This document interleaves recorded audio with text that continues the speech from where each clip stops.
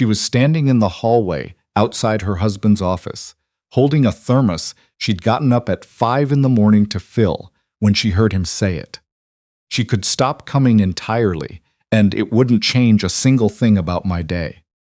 Ezra's voice. She would have known it anywhere, the particular flatness of it, the way he spoke when he was already past a subject, already halfway inside the next thought. The door was maybe 4 inches open. Through the gap she could see the edge of his desk, a corner of the window, the gray November sky pressing low over the lake. She stood there. She held the thermos. She did not move. Arlo's voice, careful, it's just coffee, Ezra. I know what it is. Not unkind, just settled. Like a man stating a fact about weather, about interest rates, about something that required no further consideration. Tell the front desk, no more personal deliveries. Keep things professional. The sound of a chair, papers, the meeting moving on. Isla stood in the hallway for 30 more seconds. Then she turned and walked back to the elevator. She did not gasp. She did not cry. She did not do the things she'd expected herself to do, the things she might have predicted 10 years ago when she was a different woman in a different life who still believed that love was supposed to be loud. She just stood there with the thermos warm in her hands and felt something move through her. Not devastation, not rage. Something quieter and more total. Like a door closing in a room she hadn't realized she was still hoping might open. Clarity, that was the word for it. She finally had her answer. She left the thermos with the receptionist on the way out. The young woman, Priscilla, whose daughter was in 1st grade and who sometimes came into the café on Friday mornings and ordered a lavender latte and let herself sit for exactly 12 minutes before going back to the day, looked up with her usual smile. He's almost done, Mrs. Vance. He already has everything he needs. She heard how that sounded. She adjusted, please make sure he drinks it before it goes cold. He forgets.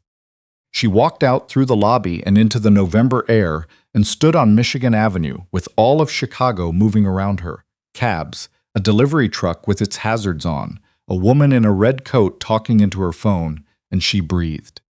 She had started the thermos ritual herself. That was the part nobody knew, the part she'd never said out loud. It had been entirely her idea, her quiet offering, born one winter morning 2.5 years ago when Ezra had come to bed at 2 a.m. and was back up by 5. She'd heard the shower, lain there in the dark, and thought, he hasn't eaten, he won't eat. He will run himself into the ground on bad break room coffee and call it fine. So she'd gotten up. She'd made it right, the specific ratio he'd mentioned once in passing. Without knowing, she'd filed it away.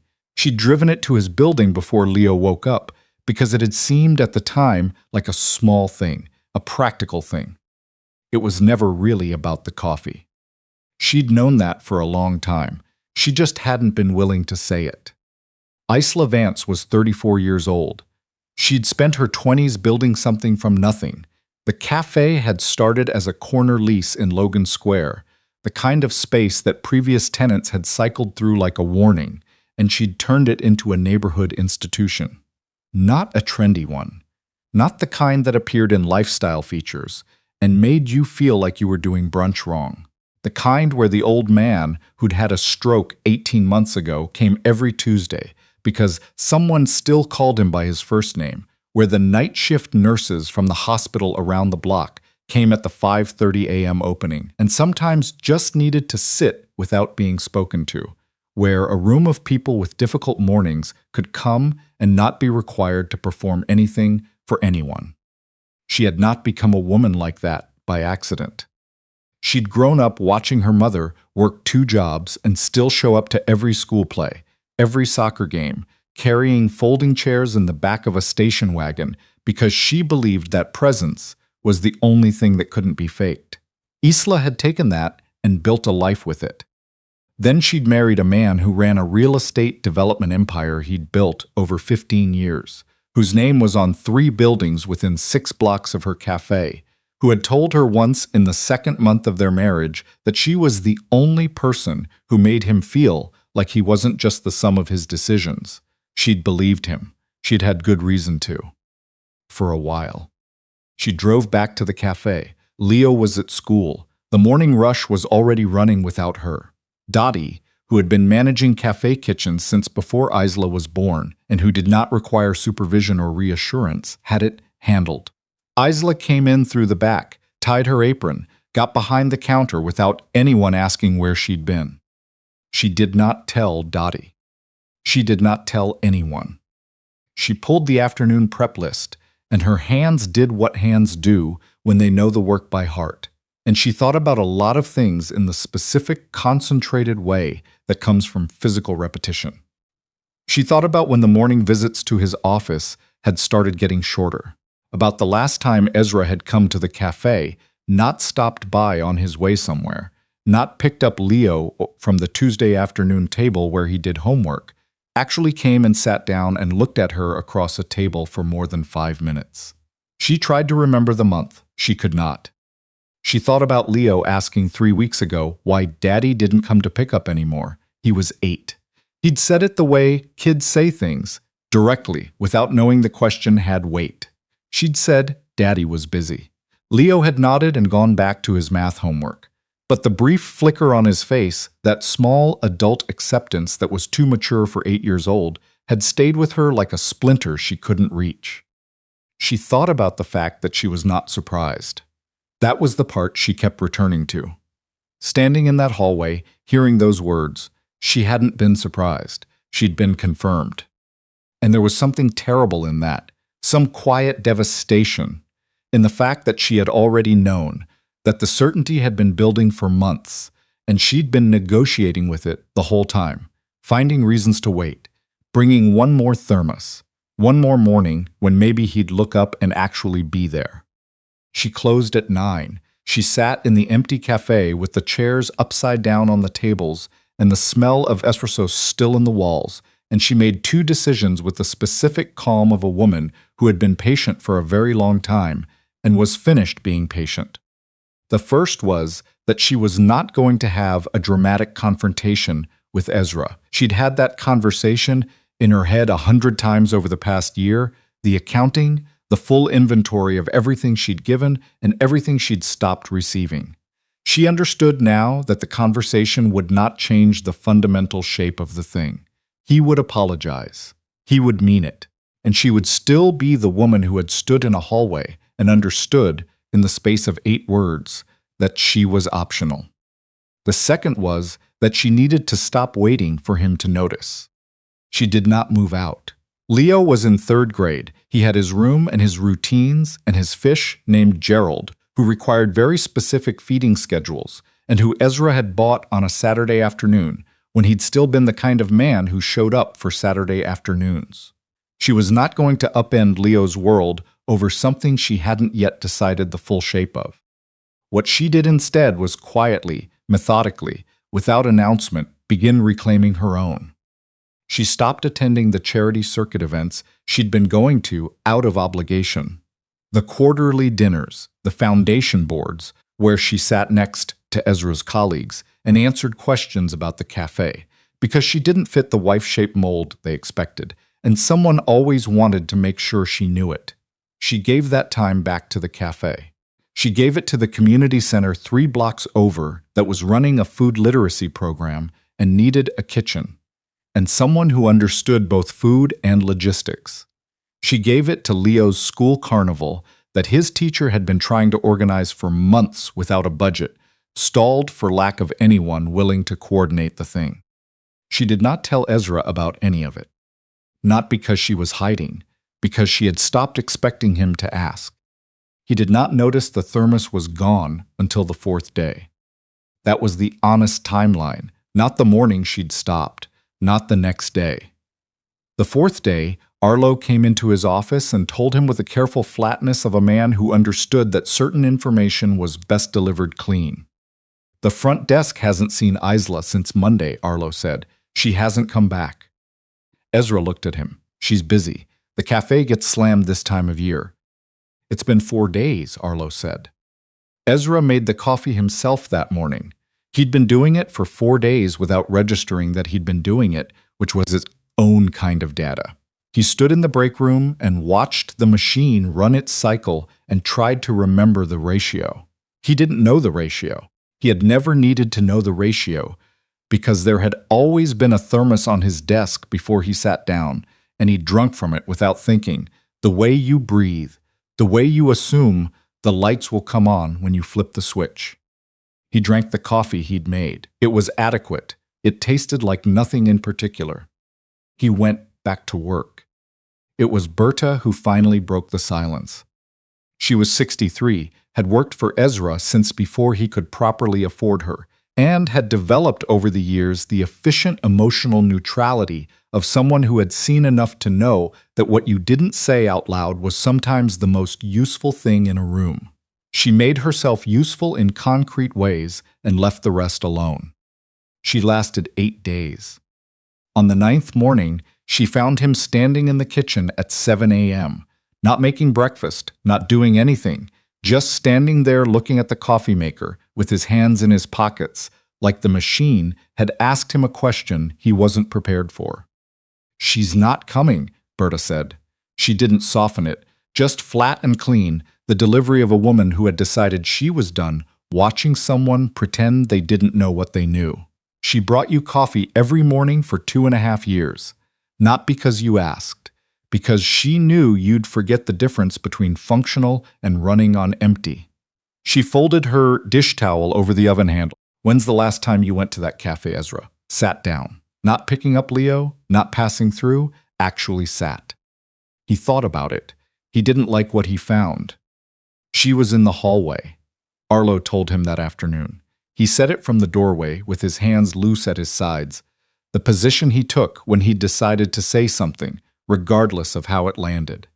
"The morning you told me to shut down the personal deliveries." She was standing right outside the door. "I saw it on the security footage. I should have told you sooner." "Why didn't you?" "Because I thought you needed to understand what you were actually dealing with before you did anything with the information." Arlo met his eyes. "I thought you needed a few days to feel the absence before I handed you a way to act on it." The room tightened by several degrees. Ezra sat at his desk for a long time after Arlo left. He turned the sentence over. The specific, casual certainty of it, she could stop coming entirely and it wouldn't change a single thing about my day. He'd meant it in the narrow, logistical sense. He'd meant it the way you mean things when you're not thinking about the weight they carry, when you're already past the subject before the words finish landing. But the thing was, he had meant it. That was the part that stayed in the room with him and would not leave. Not that he'd said something careless, not even that she'd heard, but that when she'd heard it, she had believed him immediately, and she'd been right to believe it. Because the man who'd said those words had, at some point in the last 1.5 years, quietly and without a single deliberate decision, allowed his wife to become something he no longer noticed. He had treated her constancy like infrastructure. He sat with that until it was fully in the room, and then he sat with it some more.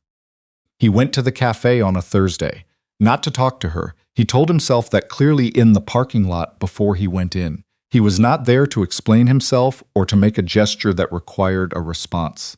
He ordered a coffee from the kid behind the counter, Finn, whose name tag listed him as 17 and who had the focused expression of someone who took the espresso pull seriously. Found the back corner table, opened his laptop. Isla saw him from across the room. He watched her see him, the brief stillness, the internal recalibration, the moment where she decided not to come over. He did not come over either. He drank the coffee and worked and watched, without trying to watch, the way she ran the room.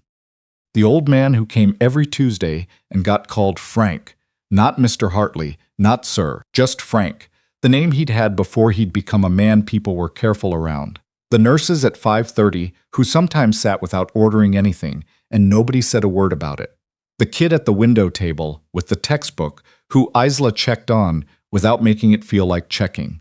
She moved through the space, not managing it, not performing warmth for the room, but actually present in a way that Ezra recognized distantly and couldn't quite name until he understood it. She made people feel like their being there was the point, not an inconvenience to be accommodated. He came back the following Thursday, and the one after that. He found out about the lease in early December.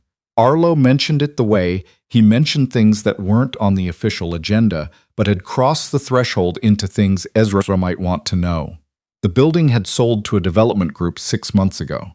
New owners, new trajectory. The neighborhood café, occupying the corner unit, was not what they were optimizing for. The commercial lease renewal and the price attached to it was designed to solve that problem without anyone having to say so directly. Ezra opened the building records from the corner table. He sat with the gap for a long time. He did not buy the building. The idea arrived, and he recognized immediately that it was the wrong shape. Too large, too loud, the kind of gesture that arrived dressed in control rather than anything honest. He understood himself well enough by now to know the difference between doing something because it was right and doing something because it solved a problem in a way that felt familiar. This was not the time for familiar. He spent 3 evenings working through the nonprofit commercial stabilization programs in Chicago, the ones that operated in gentrifying corridors, that helped small business owners lock in long-term lease protections, that had actual legal infrastructure behind them. He found one that fit. There was a gap in the eligibility window, and a gap in the available funding cycle, and a gap between what they could offer and what Isla's situation actually required. He worked on closing those gaps quietly, without his name attached to any of it, calling in 2 favors he'd been holding for years: a city contact who owed him, a colleague who ran a commercial real estate nonprofit on the north side. He was thorough.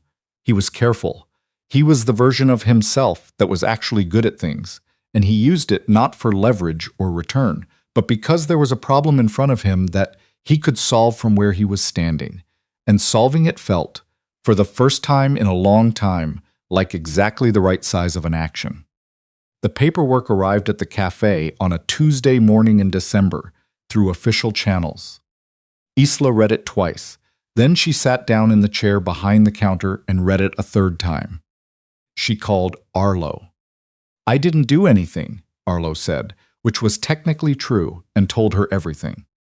She went to the corner table that Thursday with her own coffee. Ezra was already there. She sat down across from him. She set her mug on the table and looked at him the way she looked at things that required clarity. Not anger, not warmth, just the direct attention of a woman who was finished operating around the edges of what she meant. "The lease program," she said. He looked at his hands, then at her. "There was a gap," he said. "There's always a gap," she said. "That's not an answer." "I know it's not." He held her gaze. He had the quality of attention she'd fallen in love with once, the stillness of a man who was rarely entirely present, but who, when he was, gave you everything. She'd watched it disappear over 2 years. It was here now, fully, and she didn't know yet what to do with that. "I found out you might lose this place," he said, "and I couldn't do nothing about it. That's the whole of it. I wasn't trying to buy anything back. I wasn't operating. You said I could disappear, and it wouldn't change a single thing about your day," she said. Her voice was level. She'd practiced being level her whole adult life. "You weren't lying when you said it. That's what actually landed. Not the carelessness, but that I believed you immediately. Because somewhere in the last year I already knew. I was just waiting for someone to say it out loud, so I'd have permission to stop pretending I didn't." He was quiet for a long time. "You were right to believe it," he said. "The man who said that had been treating everything you gave, the coffee, the showing up, all of it, like it would just keep existing because it always had. Like infrastructure. Like weather." He looked at the table. "I know that's not an excuse. I'm not offering it as one. Leo asked me last week why you sit in the corner but don't come over," she said. Something moved across his face, quick, unguarded, the look of a man who had been not allowing himself to feel something and had just been required to feel it in full. "What did you tell him?" "That sometimes grown-ups are figuring things out." She looked at her coffee. "He said that sounded like what I say when I don't want to explain yet." "That's accurate." "He's 8, Ezra. He watches everything. He's mine. He doesn't miss things."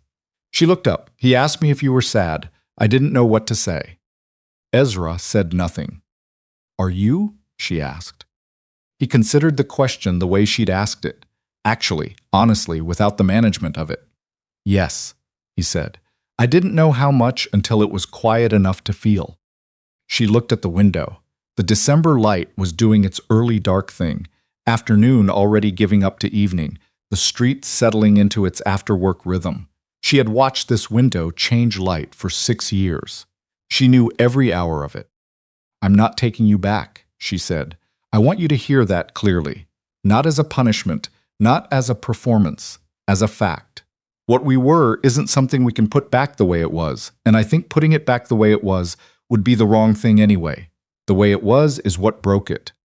He nodded. He didn't argue. "But," she said. She stopped. She looked at her hands around the mug. "I have watched you sit in this corner for 4 weeks, and the man who sits in that corner, who learned Frank's name by the second Thursday, who brought in the coloring sheets for the kids without being asked, who told Finn his espresso pull was 3 seconds short and then apologized for being that person. I did apologize." "You absolutely did." And she almost smiled, the beginning of one just at the edge of it. "That person is something I don't have a word for yet. I'm trying to figure out if it holds." "I understand that." "I need you to not show up here as a strategy," she said. "I need you to be here because this is what you actually want to do with a Thursday morning. Not for me. Not to prove something. Because it's real to you." "It is real to me," he said. "I didn't expect it to be. But 4 weeks in," he stopped, tried again. "Frank told me about his daughter last week, just talked to me for 20 minutes. I sat there, and I listened, and I didn't want to be anywhere else. I don't know how to explain that, except to say that it's the first time in a long time I've been somewhere without the part of my brain that's always running the room." She looked at him. "I'm not promising you something I don't have a right to promise," he said. "I'm not asking you to. I'm just telling you what's true. The Thursday mornings aren't going away regardless of what you decide. That's not contingent on you." She stood up. She picked up her mug. She looked at him the way she used to, the old way, not closed, not managed, just looking. "Leo has a school presentation on Saturday," she said. "He's been practicing for 2 weeks. He hasn't told you about it because he doesn't want to pressure you." She paused at the edge of the table. "He would be very happy if you showed up." Ezra looked up at her. "I'll be there," he said. "Good." She moved toward the counter. Then she stopped. "Ezra." He waited. "The coffee that's already at your table when you get here on Thursdays," she said. "The cup that's there before you sit down." He had wondered. He hadn't asked. "Don't make a thing of it," she said. "It's just coffee. I know how you take it." She went back to work. He sat at the corner table until closing, and he did not make a thing of it. He let it be what it was, something small and specific and chosen, the size of a thing that required nothing in return, that asked no questions, that simply said, "I know how you take it, and I made it for you anyway." He did not know what came next. He understood now, with the clarity of a man who had finally sat still long enough to see it, that this was real knowledge, not a gap he could close with the right strategy or fill with the right number. He would be in the back row on Saturday. Leo would look up from his index cards and find him there. The rest of it, what they were building now, whether it had a name, whether the space between two people who had hurt each other honestly could become something livable and true, was still ahead. Still December, still uncertain, still the particular unresolved quality of a season that doesn't promise anything, just keeps getting darker until it doesn't. But Isla had left him coffee before he arrived. And that was real, and it was hers to give or not give, and she had given it. Not because she owed him. Not because she was forgiving him, but because she knew how he took it, and she had decided this Thursday that knowing someone that well was not something you threw away without being sure. She wasn't sure yet, neither was he. That felt, for the first time in a long time, like the right place to start.